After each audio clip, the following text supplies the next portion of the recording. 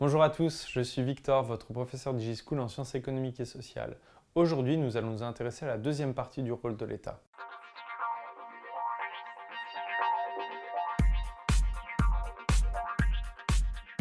Du coup, on avait vu dans un premier temps sur le rôle de l'État le fait qu'il y avait une réduction des inégalités économiques à travers un système de prélèvement, à travers la fiscalité, l'outil fiscal, puis un système de redistribution pour assurer à tous une logique à la fois d'assistance et puis une assurance par rapport aux éventuels risques.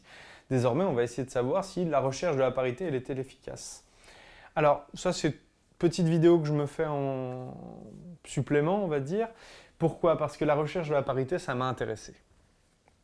Ça m'a intéressé parce que dans vos cours, on vous a présenté le fait que la parité dans le domaine politique est donc une grande avancée en matière d'égalité homme-femme. Ouais, pareil, toutes les études sur le genre en ce moment qui sont faites et tout, pourquoi pas. Alors, parité, je vous le rappelle, ça serait le fait que du coup, sur certaines listes municipales, on soit obligé maintenant, les partis sont obligés de présenter 50% de femmes, 50% d'hommes, et on vous présente ça à l'école comme étant un symbole de justice sociale, blabla. Moi, ce qui m'intéresse, c'est le contraire. C'est plutôt de me poser la question à savoir si vraiment on est dans un système égalitaire.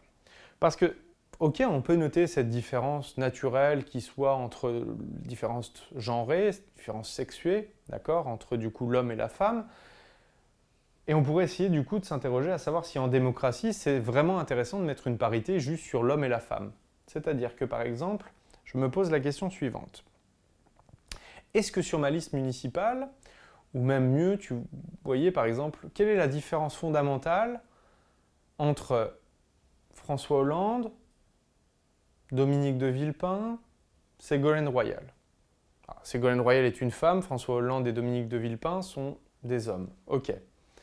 Maintenant, on va commencer à comprendre un peu la sociologie.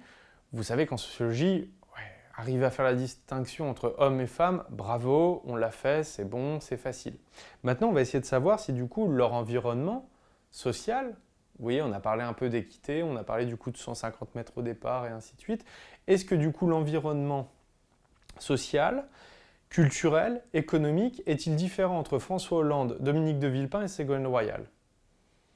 Est-ce que du coup les études qu'ils ont effectuées sont-elles les mêmes? Est-ce que tous les trois ont fait partie de la même promotion à l'ENA? Oui. Maintenant, en politique, combien y a-t-il de chômeurs? Combien y a-t-il d'étudiants? Combien y a-t-il d'ouvriers? Combien y a-t-il de professions intermédiaires? Combien y a-t-il d'artisans? Combien y a-t-il d'agriculteurs sur les listes municipales? Pourtant, vous voyez que dans une démocratie, normalement, si on voudrait vraiment mettre en place l'égalité et la représentativité, ça me paraîtrait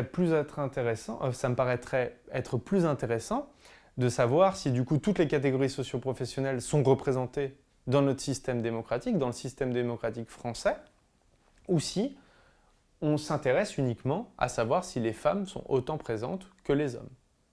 Parce que quelle est la différence entre une femme cadre, profession intellectuelle supérieure, au niveau de tout son environnement, au niveau de tout son mode de vie, et un homme ouvrier?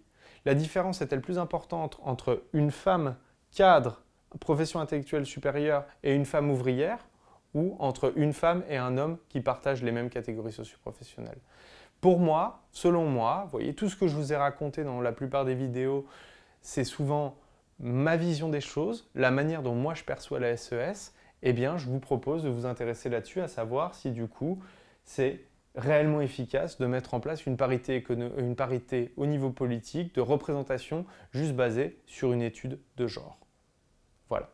Tout en continuant de savoir, je vous le répète, en discrimination, que oui, il y a peut-être une avance au niveau politique, mais que par exemple, parmi les catégories socio-professionnelles de cadres, professions intellectuelles supérieures, dans les entreprises privées, les femmes continuent à compétence égale d'être payées 25% de moins que les hommes.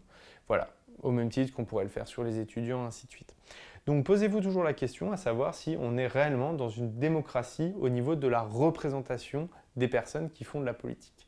Voilà. Ça, c'est si vous avez du coup en classe un texte sur la parité et si vous êtes amené à devoir réfléchir sur ces questions-là dans une dissertation ou dans une épreuve composée. Voilà, je vous remercie d'avoir suivi cette vidéo. N'hésitez pas à vous abonner sur notre chaîne YouTube et à laisser des commentaires. Pour ma part, je vous retrouve très bientôt sur DigiSchool.